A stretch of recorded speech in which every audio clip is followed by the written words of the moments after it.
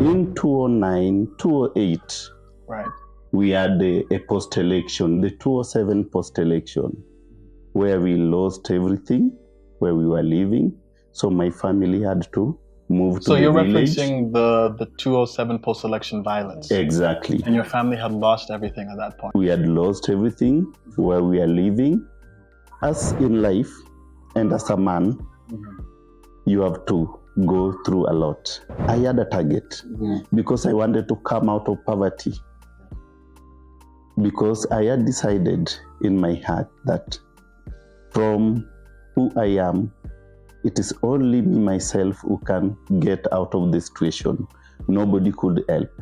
So I made a target of 3,000 shillings a day. A day. Wow, 3,000 Without shillings? making 3,000 shillings a day, I couldn't go home. Remember, I had a small loan, which my wife acquired from Kenya Women.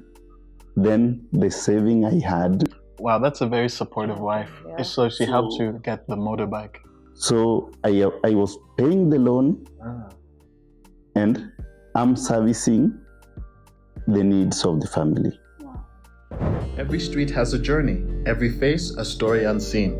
In a world full of headlines, we bring you headlines.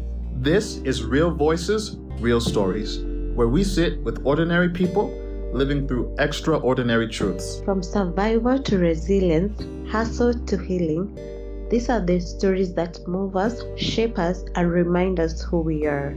Let's get into it.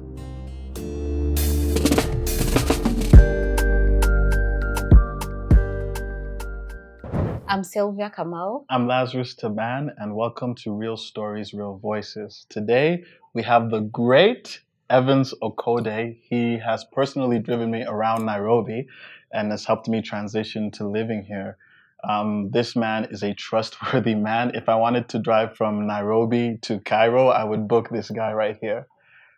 So today what we wanted to do was talk a little bit about how you got into the business and sort of your life story and your journey that led you to this point. So why don't we start at the beginning?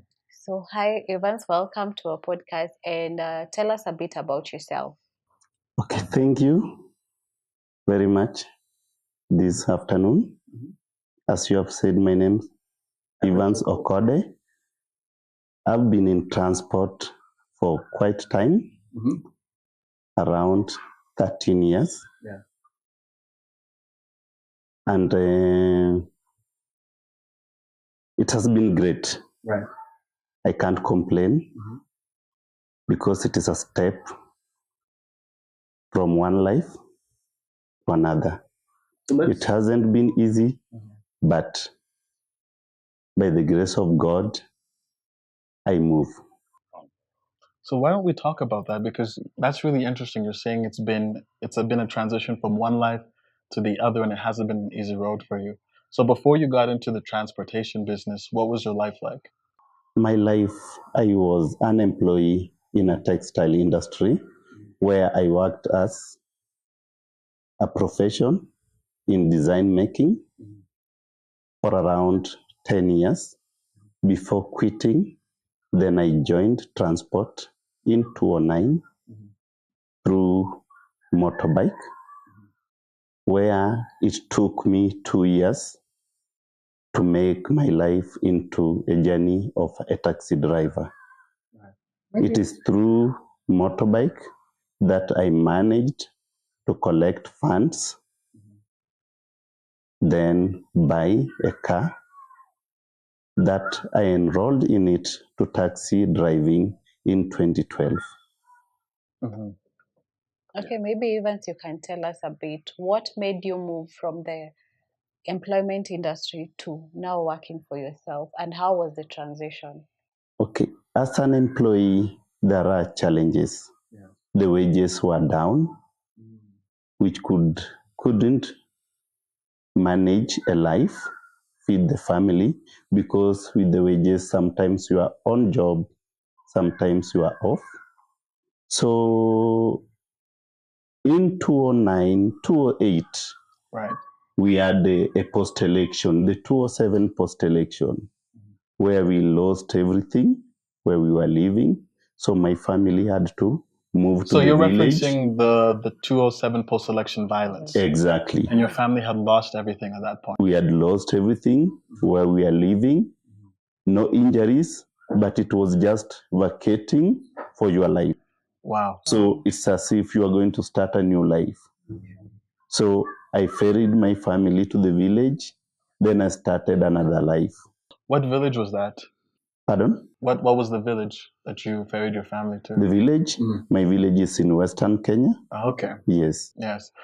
So by the time they were in the village, that is when my mind came that I need something to do rather than employment. It was out of necessity for the need to feed your family. Because the family were in the village, then everybody, the factories, most of the factories were closed due to the post-election. Most investors were going back to their countries. So it forced me to rethink on what to do. That is when I started saving through my job, supporting the family in the village and saving little by little. After 1 year, I managed to buy a motorbike. Wow. How was the journey when you were doing the motorbike? Every day waking up towards riding, and you have to sometimes remember the weather, like maybe it's raining. How were you able to cope up with all that? As in life and as a man, you have to go through a lot. Motorbike, I remember by that time, motorbikes were not more. We could make money. Rain come, hot sun, you are on it. And when it is raining, that is when the clients are many. Everybody's running down, up and down for shelter. I can tell that you have a very resilient spirit about you. So when you were doing the motorbike business, was there a certain target you had in your mind every day for the money you had to make? I had a target because I wanted to come out of poverty. Because I had decided in my heart that from who I am, it is only me, myself, who can get out of the situation. Nobody could help. So I made a target of 3,000 shillings a day. A day? Wow, 3,000 Without shillings? making 3,000 shillings a day, I couldn't go home. Wow. Remember, I had a small loan, which my wife acquired from Kenya Women. Then the saving I had. Wow, that's a very supportive wife. Yeah. So she helped you get the motorbike. So I was paying the loan and I'm servicing the needs of the family. Wow. So after 3 months, after getting the motorbike, I quitted the job. Then I brought my family from the village. We looked for a decent house. Then we started a life. Did you move them from the village to what city? To Kitengela, To Kitengela. where I was. Oh, Okay. wow. Yeah. Then, just outside of Nairobi. Outside of Nairobi. That is mostly where my life has been. So we started a small business. We started like a small mini retail shop with an M-Pesa, with part of the money when I purchased the motorbike, the balance. Then she could run the shop. I could run the motorbike. Yeah. Right. So we agreed the money from the shop, we could manage it for food. Then the money from motorbike could pay loan and I save. Right. Wow, I see like you have a very supportive family system. Exactly. You decide financial like decisions with your family, you and your wife. At the end of the day, do you feel that really played a big role towards even up to where you are right now? She did. Even right now, she is. So from that, I managed in a span of 1 year, I was already capable in paying the motorbike loan, and I had already saved around 200,000 from the motorbike. Wow. Then from there, the second year, by that time we had only 2 kids, a boy and a girl. I managed to take a boy to a boarding school. Nice. Then that same year, I managed to top the amount to 300,000. Wow. Then I walked to a dealer, part of Toyota Kenya in Nairobi, called Toyota Shoe. I met a customer care lady called Maureen. Yeah. She guided me. She went through my bank statements. Then after 2 days, she called me and she told me, you qualify to get a vehicle. So was all that work that you did with the saving and then them reviewing the bank statements, was it like an easy process for you, or how long did it take to get the approval? From the bank to the car dealers, Yes. it took them around 4 days. 4 days. Yes. That's Wow. pretty fast, yes. So Yeah. you can say Toyota Kenya really helped you in Yeah. that process. They helped me. Wow, Yes. kudos So Toyota. from that, they called me. They told me you qualify. Then I walked there. After walking there, I chose the car I wanted. Then from there, I drove What off. was the car that you chose? Yeah. I chose Toyota Ractis. Nice. By that time, the model Toyota Ractis was new in market. So I had a vehicle, then ready. I didn't sell the motorbike. So I was operating both of them. Both of Both them. of them How at the did you same feel time, yeah. inside? How did you tell us how you felt inside when you first got that car? It was excitement. I reached home, my kids were as in, they couldn't believe it. That you bought a car. Then from there, I had a motorbike, I had a car, and I could operate both of them. When a client calls for motorbike, I will go with motorbike.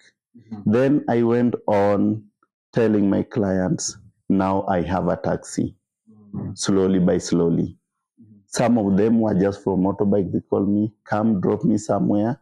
Then after 2 months, I took the motorbike. I gave somebody to run it.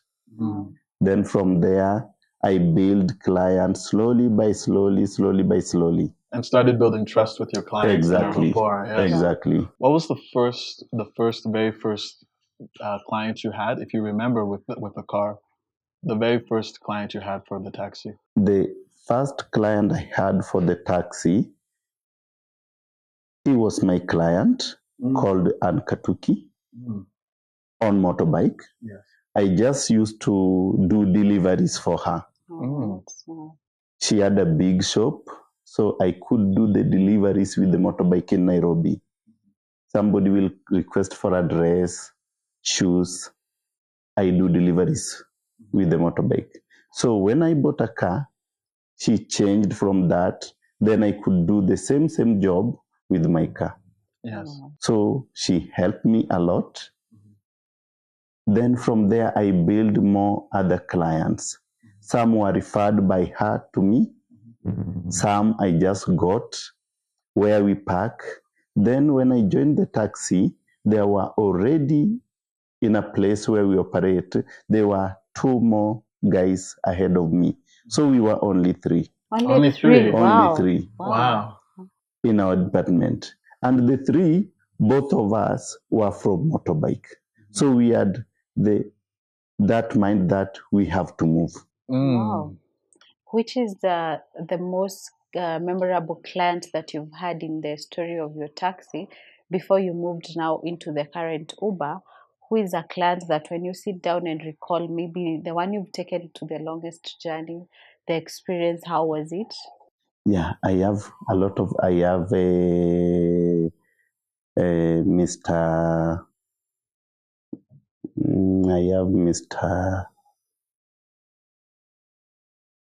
I call him by the name I know, Mama Hussein. I've been with her to Tanzania several times. Several times. I had another client called Rashid. That is the client. I have been with him to Somali. Wow. So all the way to Somalia. All the way to Somali. Oh. Yeah, I had another client who was referred to me by the same Ann Katuki. I drove the client to Kampala. Was these your first times driving outside of Kenya? Yeah, the first trip I did was to Kampala. Wow. That was your That was first my time first outside trip, Kenya. yes. Then I to Dar es Salaam twice. Yeah. Then in Somaliland, I've been there once. I've been into Sudan border, Kakuma border. Kakuma border. Kakuma, Yes. yeah. Wow. That client I can't remember. She was referred to Yes. me. That was in 2014. Yes. And in other parts of Kenya, I've been. Most of them are foreigners. They come. They have been referred. Masai Mara, Amboseli. So at this Savo. point, I have two follow-up questions for you actually, Yes. because I want to tie it into the beginning when you first got that motorbike. Yes. When you first got that motorbike, you had a target in your mind about how much money you wanted to make a day. Yes. Now at this point, when you're having all these high volume of clients and driving to places outside of Kenya and such, did you still have that same mindset where you had a certain target that you had in your mind? Yes, I do. Because from after moving to taxi, Yes. remember I was servicing a loan of 1.2 million. Right. Yeah. Same times I feed the family. Yeah, Mhm. sure. Same time I was trying to restructure my life to get a land Ah. on my own Yeah. from the village where I can call my home, Yeah. which I made through this taxi job. Mhm. Then from there, I decided about the future of my family. Mhm. I managed to put the kids in boarding school Mhm. where they could get a good education, whereby my firstborn right now having a degree in Wow. JKUAT Wow. University. Oh, The secondborn is in high school, Mhm. Form 2, and the last two are in primary school. That is wow. very inspirational. So this made me, because the life I was brought in, Yes. I decided I was gonna change that to make my family get a good life. Wow. So most of my income, quite percentage of it, I drive it to education. Wow. Because you want to so improve good. the life of your children for the future. That's very inspirational. Do you sometimes think about how far you've come since '07 with the post-election violence, your family losing everything, to now how you've been able to build your life up? I do just say thank you to God, because Yes. it hasn't been easy. So through this, I make my family first priority. Wow. That is what I do. That's always been on your mind. That's what, You have a very good heart for exactly. that. Yes. And I have to make sure that in school Mhm. they have food, Mhm. and through the support of my wife, and through this, I didn't come from a rich family. Right. sure. Remember, through this, I have other siblings depending, Yeah. So you also and my support parents. your other family Parents. members. Exactly. Yeah. And I have another family at home, the parents, they need support. So all these, my capitals are utilized like that. But You can- through what I have, Yeah. I've moved a step compared when I was in employment. Wow. Wow. I can say that Evans, you have a very resilient life and passion towards what you're doing. And my question comes to you: when you are doing these journeys outside Africa, how do you get any challenges when you're moving outside there, or do you see them as opportunities for you to make more money to bring back to your family?